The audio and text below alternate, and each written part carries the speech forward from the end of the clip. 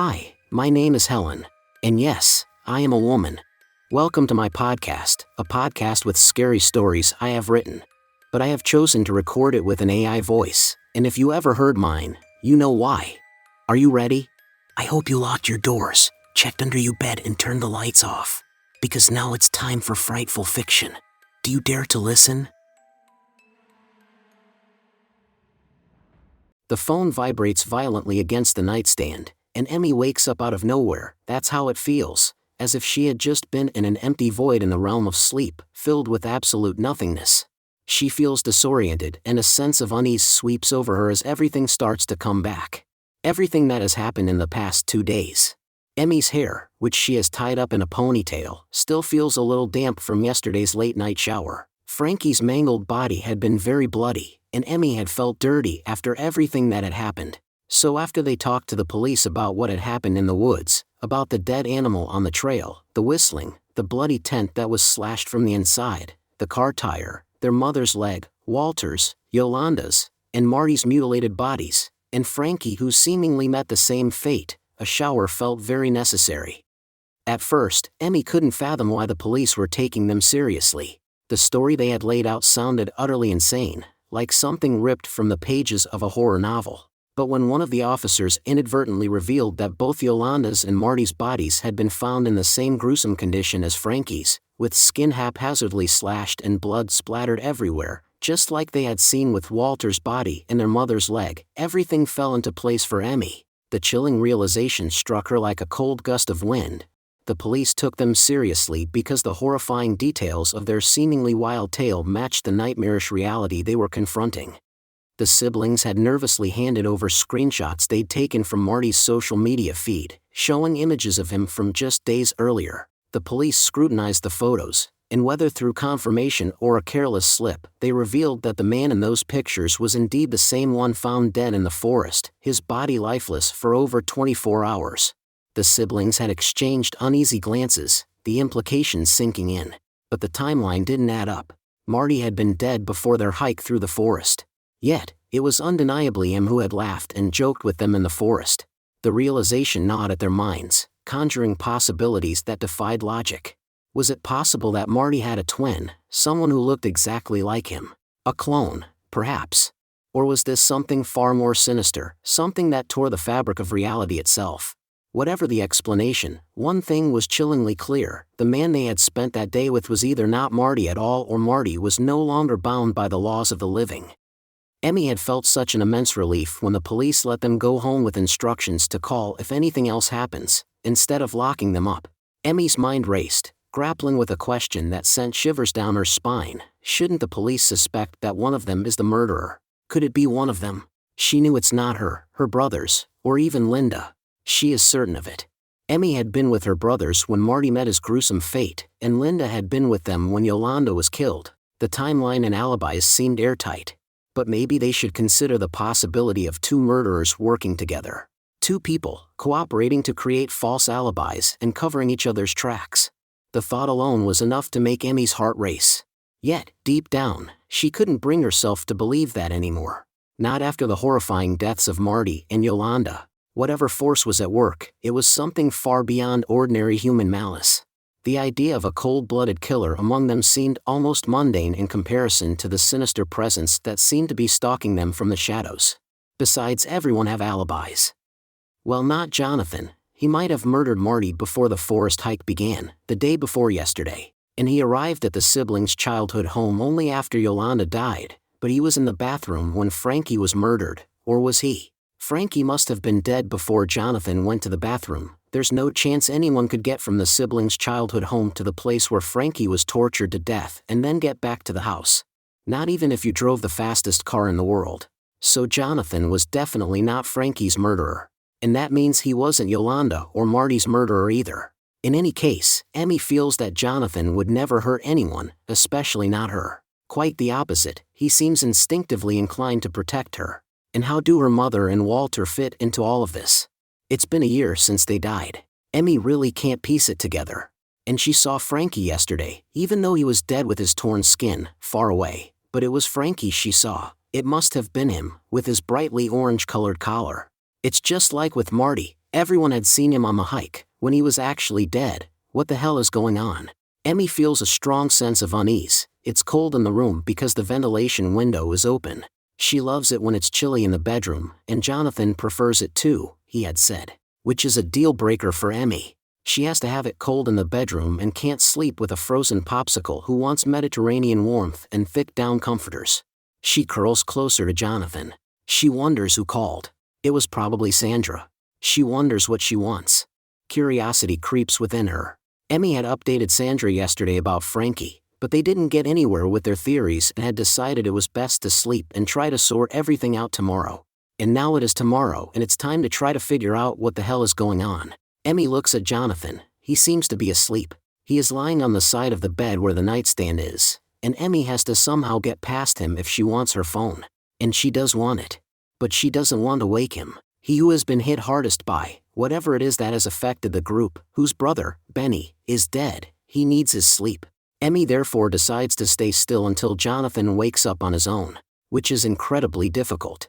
As soon as you have to stay still, your body wants nothing more than to move. Emmy struggles against impulse after impulsive jerking movements. Stay still for heaven's sake, it shouldn't be this damn hard. Doing absolutely nothing. It should be the simplest thing in the world. The phone vibrates again and this time Jonathan wakes up from it. Good, now you're awake. I need my phone. And good morning by the way, hope you slept well. Emmy said. Good morning, and yes, I actually slept well. How about you? Jonathan asked with a smile. He must also have forgotten everything that happened, before reality catches up with him. Emmy nods in response, and then nods toward her phone. Jonathan reaches over and hands it to her. It's Sandra who has called both times. The clock is almost 10 a.m., which means they've slept over 7 hours. Good, they really needed that. Everyone had called in sick to their jobs yesterday, given everything that had happened. It would have been impossible to go to work as usual, not until this is sorted out. Emmy calls Sandra back. Hi Sandra, you're on speaker with me and Jonathan. Hi there. I hope you both slept well. I just spoke with my colleagues and they think it might be a serial killer. Who has targeted you, Emmy, or one of your brothers? Since your mother and Walter are the first ones who died with those specific injuries. Or, that's not entirely true, they were the first ones to die with such injuries, which have a connection to someone in our group, to you and your siblings. But there are 3 more deaths, in addition to some animals that have been found around the forest over the years. Which? And?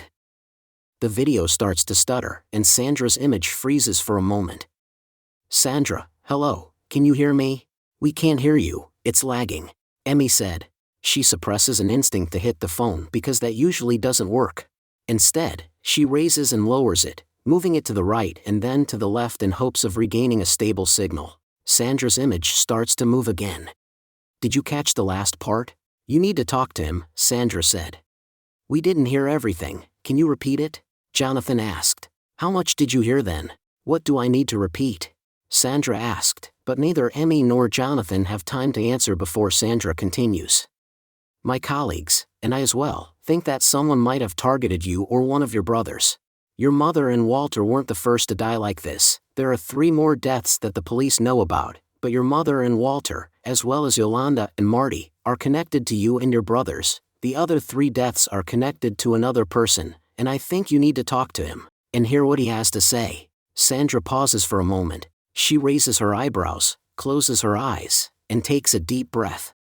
But it might not help. He might just continue with his crazy theories, but when he hears that you are also being pursued by the same serial killer, maybe he will give up his lies and say something that can help us move forward. And I'm really not supposed to share this kind of info, but he's apparently running a pretty loud campaign about his theory of what happened to him online, so you might have come across him that way. If you know what I mean, Sandra said.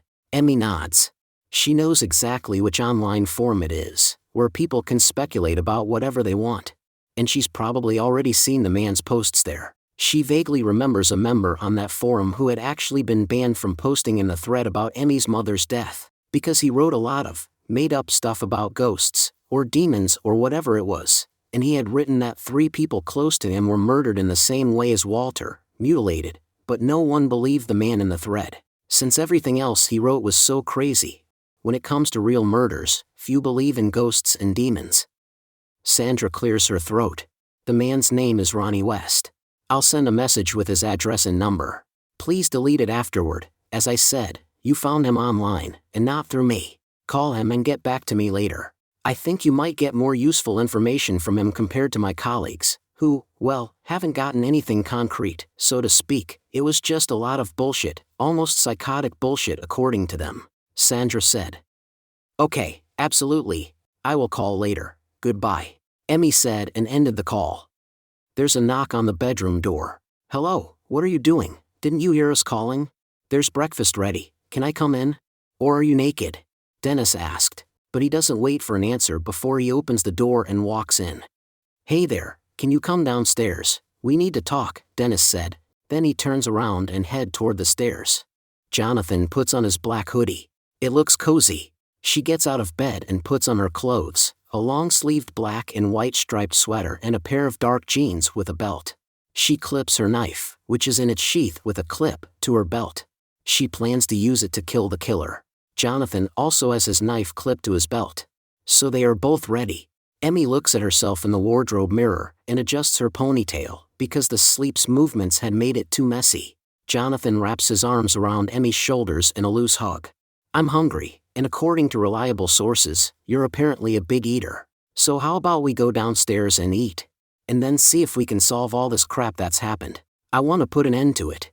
We should call that Ronnie and see what he says. Maybe it's time to start believing in demons or whatever. How else are we supposed to explain all this? Jonathan said. Yes, exactly. We need to call him, and yes, being the food lover I am, I never say no to food, good food anyway. Emmy said, smiling inside at how Jonathan seems to be okay despite everything that has happened. She wants to say something to him, like, you're so strong behaving normally even though your brother died yesterday, but she can't say that. How one behaves after losing someone they love is obviously individual, and there is no strong or weak way, there's no right or wrong way to handle grief. But she's glad that Jonathan seems to be handling his grief so calmly. They go downstairs and are greeted by the smell of coffee. A substantial breakfast spread is laid out. One of Linda's more positive traits is that her manic tendencies result in breakfasts that rival those served at fine hotels. Emmy sits in her usual spot, where she always sits at every meal in the house. The one to the left where you can see the hallway from. Jonathan sits to her right.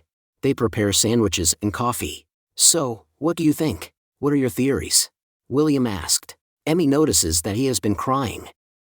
We can't piece it together, but we got a tip from Sandra, but don't tell anyone it was her who gave us the contact information, well, remember that guy in the thread about Mom's death, online, the one who got banned. 3 people close to him were murdered in the same way as Walter, Yolanda, Marty, and even little Frankie, Emmy said, looking at her older brother William. He flinches, and tears well up in his eyes, so Emmy falls silent and looks down at her sandwich. Linda stands behind William and pats his shoulder. Emmy sees that Linda also has been crying. She has red, swollen eyes and a generally sorrowful expression.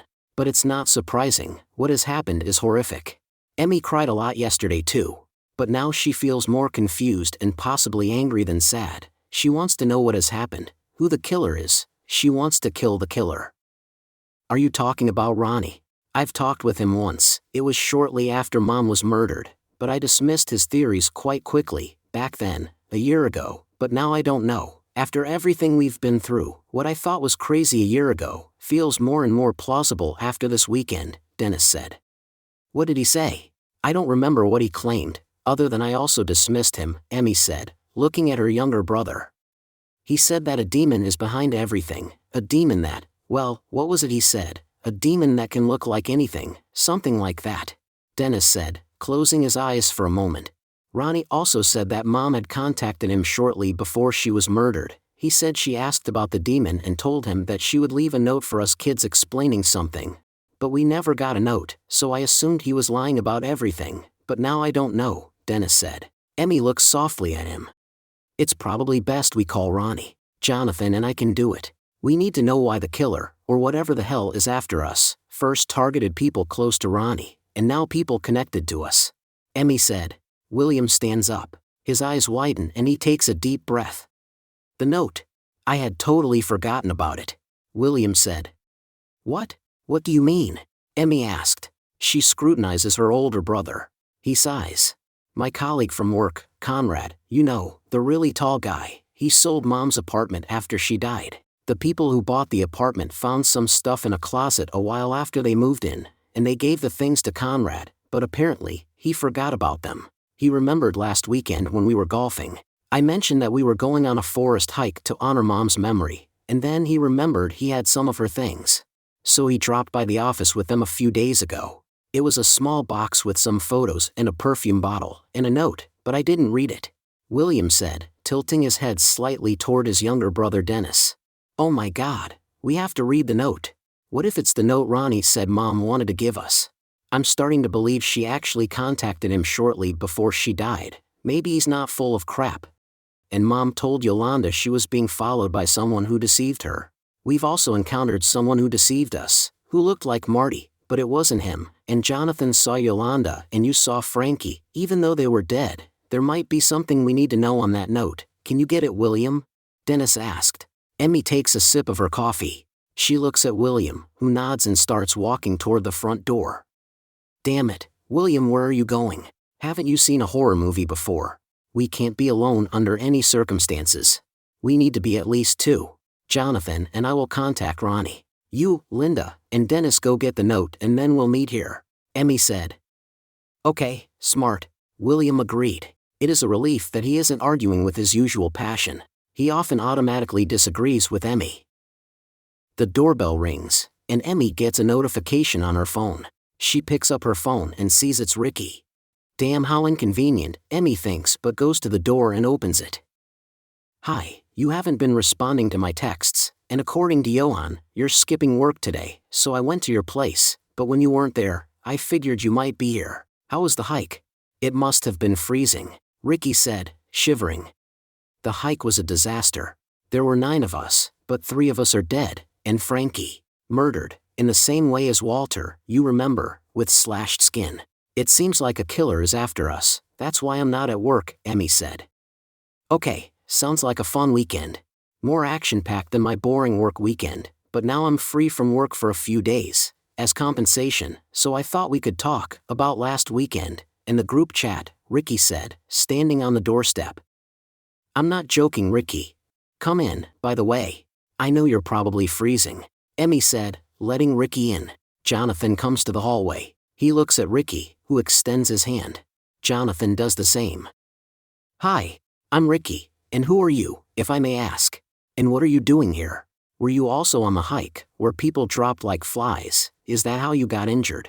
Ricky asked, nodding toward Jonathan's hand. I'm Jonathan, and yes. I was on the hike and yes, I got injured there, and people have died. What's your problem? Jonathan said, pulling his uninjured hand away from Ricky's firm grip. Ricky looks at Emmy, and a serious expression settles on his face. Are you serious? Ricky asked. Yes, Emmy replied. Her brothers and Linda joined them. Dennis, can you stay here with Ricky and explain everything? William and Linda can go and get the note, and Jonathan and I will try to contact Ronnie. That way, none of us are alone, and we'll meet back here later, Emmy said, turning to her older brother. And William, find Dad's pocket knife and keep it handy. And Dennis, take one of the kitchen knives and keep it close. Don't take your eyes off it, Emmy added. Everyone nodded, except Ricky. He walks up to Emmy. Can I come with you? Jonathan can stay here. Who is he anyway? We need to talk things through, Ricky said.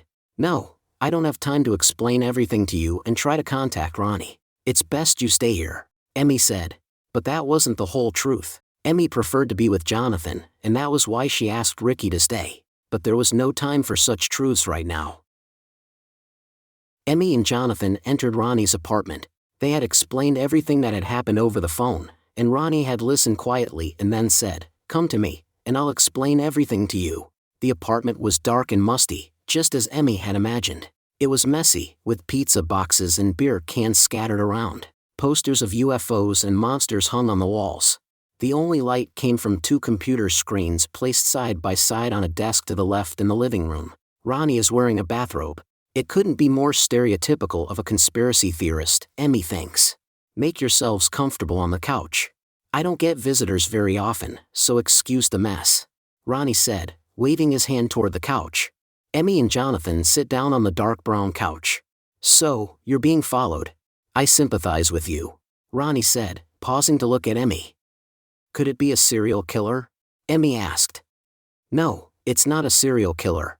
I thought so at first too, but what's following you isn't human, it's called a shapeshifter, Ronnie replied. He walks to his desk and rummages through things, and throws items around. Jonathan grips his knife, his gaze fixed on Ronnie, who turns around and throws a book onto the coffee table. It is black and had neither a title nor a cover.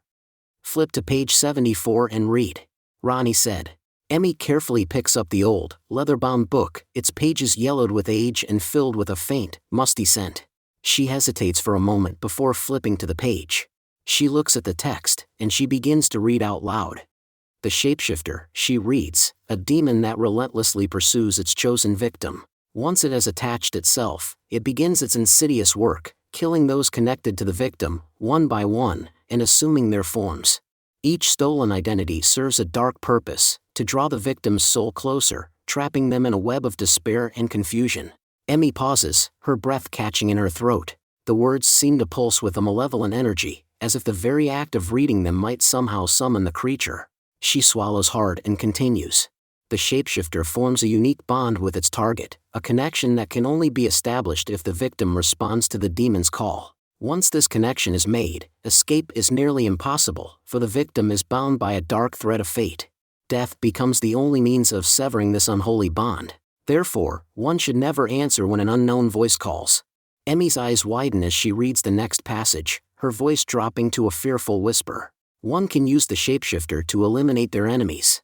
Offer the demon a gift, and let your enemy be the one who responds to its call. The shapeshifter will do the rest, executing its deadly task with precision. But be warned, the shapeshifter is cunning, unpredictable, and nearly impossible to rid oneself of, once its sights are set. If you neither offer gifts to the demon nor respond to its calls, you and those close to you remain protected. Her fingers grip the edge of the page as she reads the final line. You can pour holy burned salt where you don't want the shapeshifter to pass, creating a barrier it cannot cross. But beware, this offers no protection beyond the salt's shield. Emmy abruptly stops reading, her heart pounding in her chest. The room seems to grow colder, the shadows longer, as if the very presence of the shapeshifter is lurking just beyond the edge of the light. She closes the book with trembling hands, the weight of its ominous secrets pressing down on her. For a moment, the silence in the room is deafening. I was a truck driver back then, when it all started. I used to pull over near that forest, the same one you hiked in.